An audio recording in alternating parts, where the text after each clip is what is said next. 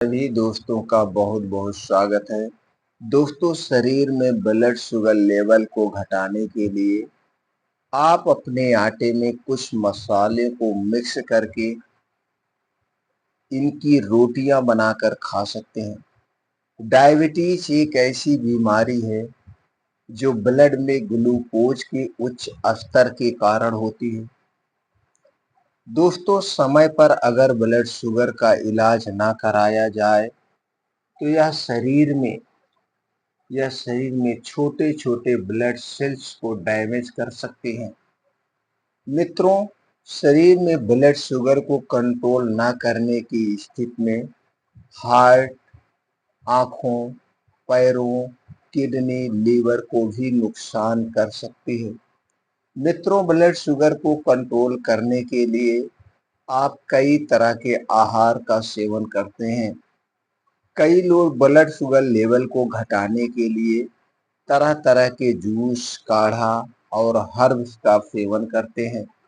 लेकिन दोस्तों, आपको बता दें कि रोटी से भी आप ब्लड शुगर लेवल को कम कर सकते हैं।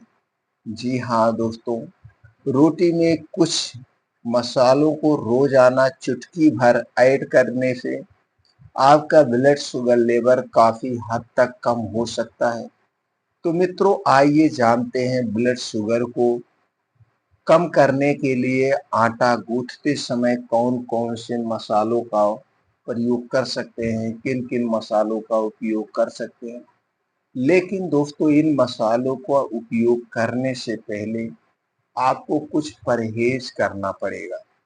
आपको कुछ सावधानियां बरतना पड़ेगा और आपको अपने कुछ लाइफ स्टाइल में बदलाव करना पड़ेगा। तो सबसे पहले जान लेते हैं, अगले 3 महीने तक आपको इन मसालों की रोटी खाना है और 3 महीने तक आपको ये परहेज भी करना है और दिनचर्या में बदलाव करना है। तो दोस्तों, परहेज क्या करना है, चलिए शॉर्टकट में जानते हैं। दोस्तों, परहेज आपको यही करना है, घर से बाहर की जितने भी चीजें बनी हो उन्हें आपको नहीं खाना है। चाहे वो छोटी चीज हो चाहे बड़ी चीज हो। छोटी चीज की बात करें तो दोस्तों, चाय, नमकीन, कॉफी, ब्रेड, टोस्ट से लेकर के बड़ी चीज की बात करें तो डिब्बा बंद junk food, fast food, cold drink, soft drink, धूम्रपान, अल्कोहल, ये जितनी भी बाहर की चीजें आपको नहीं खाना है अगले 3 महीने तक।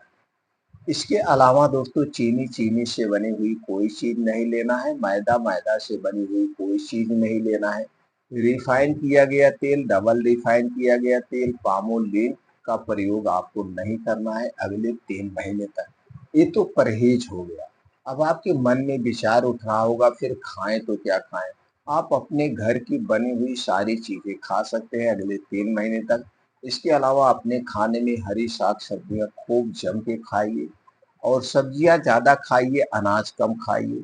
2 ताजे फलों का सेवन आप कर सकते हैं, लेकिन जिन फलों का समय हो, जिन फलों का मौसम हो, मौसमी फलों का हमें सेवन करना चाहिए।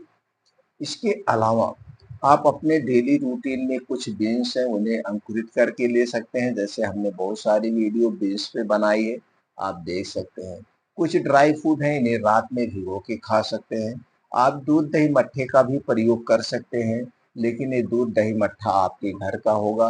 पैकेट का, कंपनी का दूध दही मट्ठा खाने से कोई मतलब नहीं है।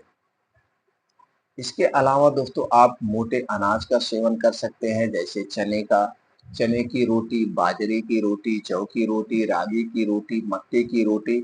सिर्फ गेहूं की रोटी पे ही डिपेंड मत रहिए, ये आपको बदलाव करना है। अब दोस्तों, इसके अलावा आपको क्या है, दिनचर्या में 2 बदलाव करने हैं। दिनचर्या में 2 बदलाव करने, पहला बदलाव है दोस्तों, रात का खाना आपको सूर्य डूबने के 1 घंटे पहले खाना है। चाहे वो गर्मी हो चाहे ठंडी हो, जब भी हो। हमारे बताए अनुसार जब तक आप ये मसालों की रोटी खाएंगे 3 महीने तो आपको फॉलो करना ही है। 3 महीने के बाद आप चाहें तो खुद कर सकते हैं, लेकिन उसके बाद आपकी आदत पड़ जाएगी, आप अपने आप 3 महीने के बाद रात का खाना सूर्य डूबने के 1 घंटा पहले खाएंगे। यानी कि ये बदलाव आपको जरूर करना है अगर आपको शुगर कंट्रोल करने हैं। रात का खाना सूर्य डूबने के 1 घंटे पहले खाना है और इसके बहुत सारे फायदे हैं। नुकसान नहीं होगा। दूसरा बदलाव आपको क्या करना है? दूसरा बदलाव दोस्तों आपको 4 से 5 बजे उठना है किसी भी कीमत पर। उठने के बाद 1 से 2 गिलास गुनगुना पानी करिए और अब बैठ के आराम से सीप-सीप करके बासी मुँह पानी पी लीजिए। पानी पीने के बाद डेली दिनचर्या से निवृत्त हो जाइए। अब दोस्तों आपको 2 घंटे का समय डेली देना है अगले 3 महीने तक। ये 2 घंटे में क्या करना है, 5 से 6 किलोमीटर का मॉर्निंग वॉक और इस मॉर्निंग 5 से 6 किलोमीटर को आप दोस्तों 20 मिनट में कवर करेंगे। चाहे आप 15 के हैं, चाहे 85 के हैं, आप कवर कर सकते हैं। तो आप अपने शारीरिक क्षमता के अनुसार उतनी तेज चल के इसे कवर करिए। तो मॉर्निंग वॉक ऐसे स्थान पे करिए जहाँ पे मिट्टी हो, हरी घास हो, नंगे पाँव मॉर्निंग वॉक करिए, उसके अलग बेनिफिट है। मॉर्निंग वॉक कंप्लीट होने के बाद दोस्तों वहीं बाहर खुले आसमान में बैठ के, घर पे नहीं, आपको डेली 20 मिनट अनुलोम विलोम, 10 से 15 मिनट कपालभाति, 50 दंड बैठक, सपाट मारिए, बीम चुनिए, सूर्य प्राणायाम करिए और अंत में आपको 15 से 20 मिनट मेडिटेशन करना है। मेडिटेशन करने से आपका आत्मबल बढ़ता है, आपके अंदर की नेगेटिविटी दूर होती है और पॉजिटिविटी आती है। चिंता, डिप्रेशन से आप दूर रहते हैं, इसलिए हमें डेली मेडिटेशन करना है। अभी आपको दिनचर्या में बदलाव करना है और ये सारे नियमों को फॉलो करना है अगले 3 महीने तक।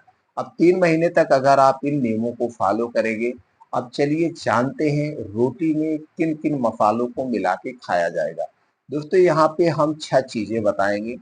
6 चीज़ों को आप अपने मसालों में मिला के खा सकते हैं। तो 1 महीना या 15 दिन आप वो चीज़ अलग-अलग चीज़ें मिलाइए। तो 15 छक्का 90, 15-15 दिन आप मिलाएँगे तो 90 यानी 3 महीना आपका ये कवर हो जाएगा। तो दोस्तों चलिए जानते हैं, सबसे पहली चीज़ है जो आपको मिलाना है अपने रोटी में। जैसे आपकी जितनी रोटी आप खाते होंगे, उतना आटा अलग से गुँथवाइए या पूरे परिवार वाले में भी गुँथवा दीजिए तो भी कोई फ़र्क नहीं पड़ेगा। तो दोस्तों आप अपना आटा अलग निकाल लीजिए और आपका जितना आटा खा रहे हैं 100 ग्राम, 50 ग्राम, उसी में आपको लेना है दालचीनी का पाउडर। दोस्तों दालचीनी में जो है antioxidant, dietary fibre, phytochemical, anti diabetic गुण, एंटी इंफ्लेमेटरी गुण, एंटी फंगल गुण, एंटी बैक्टीरियल गुण, इसके अलावा प्रोटीन्स और विटामिन भी पाए जाते हैं जो हमारे शरीर की बीमारी से सुरक्षा करते हैं। तो लेकिन दालचीनी मार्केट में 2 टाइप की आती है, तो आपको लेना है श्रृंगार वाली दालचीनी या आप इसे बोल सकते हैं पाइप वाली दालचीनी या स्पेशल दालचीनी आप कह सकते हैं। 3 नामों से यह बिकती है। दोस्तों ये गोल होती है और ब्राउन कलर की होती है। इस दालचीनी को आप लाइए घर पे, सुखवा लीजिए। सुखवाने के बाद आप अपने मिक्सर में डाल के इसका पाउडर बना लीजिए। पाउडर बना के किसी काँच के डिब्बे में रख दीजिए। अब इसी पाउडर में से आपको आधा चम्मच, मतलब एक छोटी चम्मच का आधा चम्मच यानी 1.5 से 2 ग्राम पाउडर लेना है और इसे जितना आटा आप खा रहे हैं उसी में मिला के आटा को गूँथना है। अब इसकी रोटी तैयार करिए, जैसे आप मोटी पतली रोटी खाते हैं, इसी रोटी को आपको लेना है। तो दोस्तों इसे आप 15 दिन ले सकते हैं जैसे हमने शुरू में बताया। तो आप क्या करिए, इसकी रोटी आपको लेना है, दाल चीनी पाउडर की रोटी। दूसरी चीज़ है दोस्तों वो है अजवाइन। अजवाइन में दोस्तों एंटीऑक्सीडेंट, फाइबर, इसके अलावा एंटी इंफ्लेमेटरी, एंटी डायबिटिक गुण, एंटी बैक्टीरियल गुण, एंटी फंगल गुण के अलावा प्रोटीन्स और विटामिन्स पाए जाते हैं। ये दोस्तों हमारे सेक्सुअल पावर को भी इंक्रीज करता है, पाचन तंत्र को सुरक्षित रखता है, यानी कि उसे भी उत्तेजित करता है। भूख नहीं लगती है तो भूख लगने लगती है, गैस कब्ज, एसिडिटी दूर होती है। अजवाइन बड़े ही फायदेमंद है। तो दोस्तों अजवाइन को ऐसे भी आप आटे में डाल के आटे की रोटी बना सकते हैं या फिर इसका पाउडर बना के भी मिला सकते हैं, जैसे आपको उचित हो। मिलाना कितना है दोस्तों, जैसे आप जितना आटा खाते हैं उतने आटे में आप आधा चम्मच, छोटी चम्मच का आधा चम्मच अजवाइन डाल करके उसकी रोटी बना के आप ले सकते हैं। तीसरी चीज है दोस्तों वो है हल्दी। हल्दी में एंटीऑक्सीडेंट के अलावा यह एक प्रकार की एंटीबायोटिक है। इसमें सभी तरह के पोषक तत्व पाए जाते हैं जो हमारे शरीर की बीमारियों से सुरक्षा करते हैं। और हल्दी में एक अलग तत्व पाया जाता है जिसे हम दोस्तों कैरक्यूमिन कहते हैं। कैरक्यूमिन एक ऐसा तत्व है जो कैंसर जैसी बीमारी से हमारे शरीर की सुरक्षा करता है और कैंसर जैसी बीमारी को ठीक करने में भी मदद करता है। तो दोस्तों, लेकिन ये हल्दी पाउडर आपके घर का होगा। पैकेट का हल्दी पाउडर नहीं लेना है। पैकेट का हल्दी पाउडर हमारे लिए सुरक्षित नहीं है। तो मार्केट से आप नागपुरी हल्दी खरीद के लाइए, उसे सुखवाइए, उसका पाउडर बनाइए, उसी पाउडर का सेवन करना है। तो पाउडर कितना डालना है दोस्तों? जितना आप आटा खाएंगे उतने आटे में आप आधी चम्मच हल्दी पाउडर डाल लीजिए। आधी चम्मच का मतलब छोटी चम्मच का आधी चम्मच, 1.5 से 2 ग्राम डाल करके आपको हल्दी वाली रोटी खाना है। तीसरी है दोस्तों अदरक का रस। अदरक में जिंजरोल पाया जाता है, पॉलीफेनोल्स पाया जाता है। इसके अलावा दोस्तों विटामिन सी, एंटीऑक्सीडेंट, फाइबर के अलावा प्रोटीन्स, विटामिन्स पाए जाते हैं जो हमारे शरीर की बीमारियों से सुरक्षा करते हैं।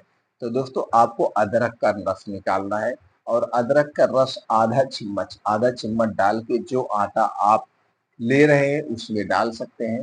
या दोस्तों, आप इस अदरक को एकदम कद्दूकस कर लीजिए या सिलबट्टे पे पीस लीजिए, जैसे भी ऐसे डाल के आप आटे को सान करके इसकी रोटी ले सकते हैं। अगला है दोस्तों, वो है जीरा। जीरा में भी दोस्तों वो सारे पोषक तत्व पाए जाते हैं जो हमारे पाचन तंत्र को इंक्रीज करते हैं, यानी गैस कब्ज एसिडिटी से दूर करते हैं, ब्लड शुगर को कंट्रोल करने में मदद करते हैं। तो दोस्तों, आपको ये जो जीरा है, जीरे का पाउडर बना सकते हैं या ऐसी जीरा डाल के रोटी बनाइए। पाउडर सबसे बेटर रहेगा, नहीं तो पतली रोटी नहीं बन पाएगी। तो जीरे का पाउडर मिला लीजिए और आधा चम्मच जीरा पाउडर मिला करके उसकी रोटी बना करके आप ले सकते हैं। ये भी दोस्तों आपके ब्लड शुगर को कंट्रोल करने में मदद करती है और लीवर को स्ट्रांग बनाती है। अगला है दोस्तों धनिया।